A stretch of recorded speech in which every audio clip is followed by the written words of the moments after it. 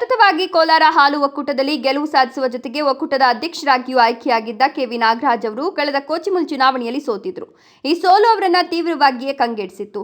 ಅದರ ನಂತರ ಚೀಮುಲ್ ಪ್ರತ್ಯೇಕವಾಗಿದ್ದು ಇದೇ ಮೊದಲ ಬಾರಿಗೆ ಚುನಾವಣೆ ನಡೆಯುತ್ತಿರುವ ಕಾರಣ ರಾಜಕೀಯ ಪಕ್ಷಗಳು ತೀವ್ರ ಅಲರ್ಟ್ ಆಗಿವೆ. ಅಳೆದು ತೂಗಿ ಗೆಲ್ಲುವ ಕುದುರೆಗಳನ್ನೇ ಕಣಕ್ಕಿಳಿಸಲು ನಾಯಕರು ಶ್ರಮಿಸುತ್ತಿದ್ದು, ಅಭ್ಯರ್ಥಿಗಳ ಆಯ್ಕೆಯಲ್ಲಿ ಎಡವಿದರೆ ಅಭ್ಯರ್ಥಿಯ ಸೋಲಿನ ಆತಂಕ ಎಲ್ಲ ಪಕ್ಷಗಳನ್ನು ಕಾಡುತ್ತಿದೆ.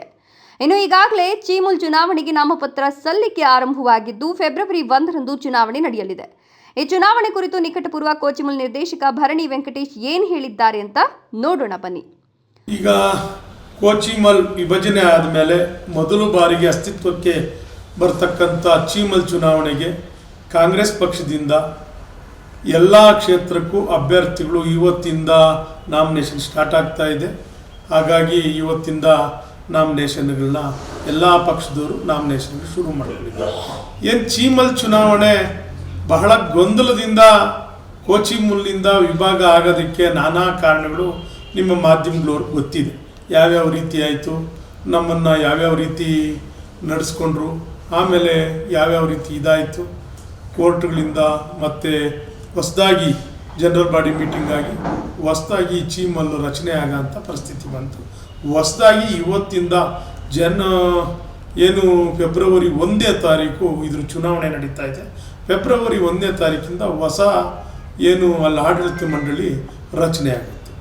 ನಮ್ಮ ಪಕ್ಷದಿಂದ ನಾನೇ ಹಾಲಿ ನಿರ್ದೇಶಕನಾಗಿರೋದ್ರಿಂದ ನಾನು ಈ ಕ್ಷೇತ್ರದಲ್ಲಿ 205 ಏನು ಸಹಕಾರ ಸಂಘಗಳಿದೆ. ಆ ಸಹಕಾರ ಸಂಘಗಳಲ್ಲಿ ನಾನು ಈ ತಾಲೂಕಲ್ಲಿ ಕೆಲಸ ಮಾಡ್ಕೊಂಡ್ಬಂದಿದ್ದೀನಿ. 144 ಚುನಾವಣೆಗಳು ಮಾಡಿದ್ದೀನಿ. ಉಳಿದಂಥವರು ಏನು ಇನಾನಮಸ್ ಆಗಿ ಆಯ್ಕೆಯಾಗಿದ್ದಾರೆ. 205 ಸಂಘಗಳಲ್ಲಿ ಏನು 2 ಕ್ಷೇತ್ರಗಳಾಗಿ ಮಾರ್ಪಟ್ಟಿದೆ. ಒಂದು ಚಿಕ್ಕಬಳ್ಳಾಪುರ ಕ್ಷೇತ್ರ ಅಂತ, ಒಂದು ಪೆರೇಸಂದ್ರ ಕ್ಷೇತ್ರ ಅಂತ. ನಾನು ಏನು ಚುನಾಯಿತನಾಗಿ ಸ್ಪರ್ಧೆಗೆ ನಿಲ್ತಾ ಇರೋಂಥ ಕ್ಷೇತ್ರ ಚಿಕ್ಕಬಳ್ಳಾಪುರ ಕ್ಷೇತ್ರದಲ್ಲಿ ನಾನು ಮತ್ತು ಎಳ್ಳುವಳ್ಳಿ ರಮೇಶ್ ಅಣ್ಣವ್ರು ಸ್ಪರ್ಧೆ ಮಾಡ್ತಾ ಇದ್ದಾರೆ. ಈಗ ಆಲ್ರೆಡಿ ರಮೇಶ್ ಅಣ್ಣವ್ರಿಗೆ ಇಂದಿನಿಂದನೂ ಎಲ್ಲ ರೀತಿಯ ಅಧಿಕಾರಗಳು ನೋಡ್ಕೊಂಬಂದಿದ್ದಾರೆ. ಈಗ ಪ್ರೆಸೆಂಟು ಗ್ಯಾರಂಟಿ ಸಮಿತಿಗಳ ಜಿಲ್ಲಾ ಅಧ್ಯಕ್ಷನು ನಮ್ಮ ಉಸ್ತುವಾರಿ ಸಚಿವರು ಜಿಲ್ಲಾ ಗ್ಯಾರಂಟಿ ಸಮಿತಿಗಳ ಅಧ್ಯಕ್ಷನ ಮಾಡಿದ್ದಾರೆ.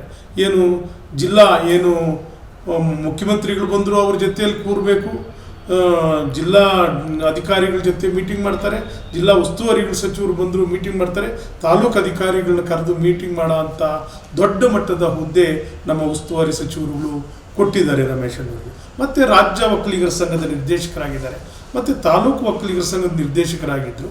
ಹಿಂದೆ ಎಲ್ಲ ತರ್ತಕ್ಕಂಥ APMC, TAPCMS ಮತ್ತು ಯೂನಿಯನ್ ಎಲೆಕ್ಷನ್ ಆಗ್ಬೋದು, ಎಲ್ಲ ಎಲೆಕ್ಷನನ್ನು ಅವರು ಎಲ್ಲ ನೋಡ್ಕೊಂಡ್ಬಂದಿದ್ದಾರೆ. ಹಿರಿಯರಿದ್ದಾರೆ, ಅವರಿಗೆ ನಾನು ಕೇಳ್ಕೊಳ್ಳೋದಿಷ್ಟೇ, ಹಿರಿಯರಿದ್ದಾರೆ, ಎಲ್ಲ ಹುದ್ದೆಗಳು ನೋಡಿದ್ದಾರೆ.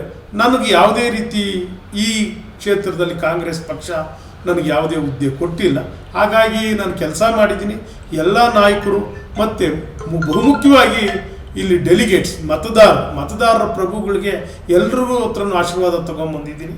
ನಾನು ಕಂಟೆಸ್ಟ್ ಮಾಡ್ತೀನಿ ಅಂತ. ನಾಳೆ ಮಂತ್ರಿಗಳ ಬಳಿ ಹೋಗಿ ನಾನು ಅರ್ಜಿ ಹಾಕ್ತಾ ಇದ್ದೀನಿ ಅಂತ ಅವ್ರ ಪರ್ಮಿಷನ್ ತಗೊಂಬಂದು ನಾನು ಅರ್ಜಿ ಹಾಕೋಕ್ಕೆ ನಾನು ಸಿದ್ಧವಿದ್ದೀನಿ. ಹಾಲಿ ನಿರ್ದೇಶಕನಾಗಿರುವ ಕಾರಣ ಕ್ಷೇತ್ರದಲ್ಲಿ 205 ಸಹಕಾರಿ ಸಂಘಗಳಲ್ಲಿ ಶ್ರಮಿಸಿದ್ದೇನೆ. 144 ಚುನಾವಣೆ ಮಾಡಲಾಗಿದೆ. ಉಳಿದವರು ಅವಿರೋಧ ಆಯ್ಕೆಯಾಗಿದ್ದಾರೆ. ಪ್ರಸ್ತುತ ಚೀಮುಲ್ ಪ್ರತ್ಯೇಕವಾದ ನಂತರ ಚಿಕ್ಕಬಳ್ಳಾಪುರ ಮತ್ತು ಪೆರೇಸಂದ್ರ ಕ್ಷೇತ್ರಗಳು ವಿಂಗಡಣೆಯಾಗಿದ್ದು, ಚಿಕ್ಕಬಳ್ಳಾಪುರ ಕ್ಷೇತ್ರದಿಂದ ಭರಣಿ ವೆಂಕಟೇಶ್ ಕಾಂಗ್ರೆಸ್ ಆಕಾಂಕ್ಷಿಯಾಗಿದ್ದಾರೆ.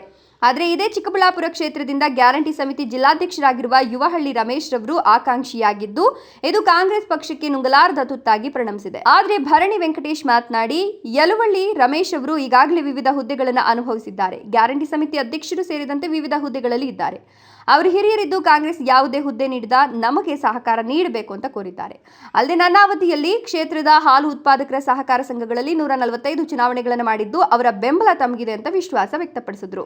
ಜಿಲ್ಲಾ ಉಸ್ತುವಾರಿ ಸಚಿವ ಡಾಕ್ಟರ್ MC ಸುಧಾಕರ್ ಆಶೀರ್ವಾದ ಪಡೆದು ಚೀಮುಲ್ ಚುನಾವಣೆಗೆ ನಾಮಪತ್ರ ಸಲ್ಲಿಸ್ತಾ ಇದ್ದು, ಹಾಲಿ ನಿರ್ದೇಶಕನಾಗಿರುವ ನನಗೆ ಸಹಕಾರ ಸಂಘಗಳ ಅಧ್ಯಕ್ಷರು ಬೆಂಬಲ ನೀಡಿ ಜಯಶೀಲರನ್ನಾಗಿ ಮಾಡಿದರೆ ನಿವೃತ್ತರಾಗುವ ನೌಕರರಿಗೆ 5 ಲಕ್ಷ ನೀಡಲು ಕ್ರಮ ವಹಿಸುತ್ತೇನೆ ಅಂತ ಭರವಸೆ ಕೊಟ್ಟರು. ಸಹಕಾರಿ ಕ್ಷೇತ್ರಕ್ಕೆ KB ಪಿಳ್ಳಪ್ಪ ಅವರ ಕೊಡುಗೆ ಅಪಾರವಾಗಿದೆ. ಇದನ್ನು ಮನಗಂಡು ನನ್ನ ಅವಧಿಯಲ್ಲಿ ಚಿಕ್ಕಬಳ್ಳಾಪುರ ಕ್ಯಾಂಪ್ ಆಫೀಸ್ ಆವರಣದಲ್ಲಿ ಅವರ ಪುತ್ಥಳಿ ಸ್ಥಾಪಿಸಲಾಗಿದೆ.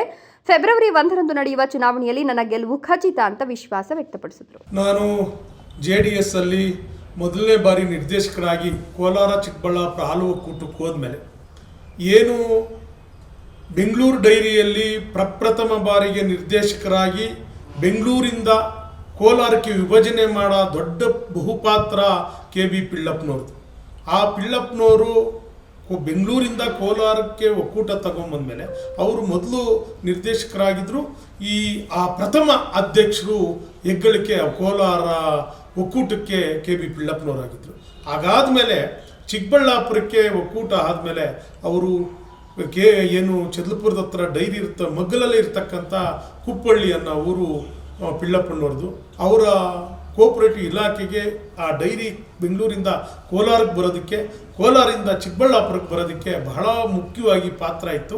ನಾನು ನಿರ್ದೇಶಕರಾದ ಮೇಲೆ ಆ ಋಣ ತೀರಿಸೋ ಅಂಥ ಕೆಲಸ ನಾನು ಮಾಡಿದ್ದೀನಿ. ಏನು ಅಂದರೆ ಚಿಕ್ಕಬಳ್ಳಾಪುರ ಕ್ಯಾಂಪ್ ಆಫೀಸಲ್ಲಿ ಅವರ ಪುತ್ಳಿ ಇಡಬೇಕಾಗಿತ್ತು. ಅವರ ಡೈಲಿ ನಿತ್ಯ ಏನು ಕೋಆಪರೇಟಿವ್ ಇಲಾಖೆಯಲ್ಲಿ ಪಿಳ್ಳಪ್ಪನವರು ಆ ಕೆಲಸ ಮಾಡ್ಕೊಂಡು ಹೋದರು, ಆ ಕೆಲಸನ ಅಲ್ಲಿ ಪುತ್ಳಿ ಮಾಡಿದ್ದೀನಿ. ಮತ್ತು ಒಕ್ಕೂಟ ವಿಭಜನೆ ಆದಮೇಲೆ ಪಿಳ್ಳಪ್ಪನವರು ಅಲ್ಲಿ MU ಕೃಷ್ಣಪ್ಪನವ್ರದ್ದು ಯಾವ ರೀತಿ ಪುತ್ಳಿ ಮಾಡಿದ್ದಾರೆ, ಒಕ್ಕೂಟದಲ್ಲೂ ಅಡ್ಮಿನ್ ಬ್ಲಾಕ್ಗೆ ಏನು ಪಿಳ್ಳಪ್ಪನವರು ಭವನ ಅಂತ ಇಡಬೇಕು ಅಂತ ಪ್ರೊಸೀಡಿಂಗ್ಸ್ ಮಾಡಿಸಿದ್ದೀವಿ. ಮತ್ತು ಅವರ ಪುತ್ಳಿ ಇಡಬೇಕು ಅಂತ ಕೂಡ ಏನು ಜನರಲ್ ಬಾಡಿ ಮೀಟಿಂಗಲ್ಲಿ ಅನುಮೋದಿಸಿ ಅಲ್ಲಿ ಕಂಚಿನ ಪುತ್ಳಿನ ಪಿಳ್ಳಪ್ಪನವ್ರದ್ದು ಅಲ್ಲಿ ಮಾಡಿಸೋ ಕೆಲಸ ನಾನು ಮಾಡಿದ್ದೆ.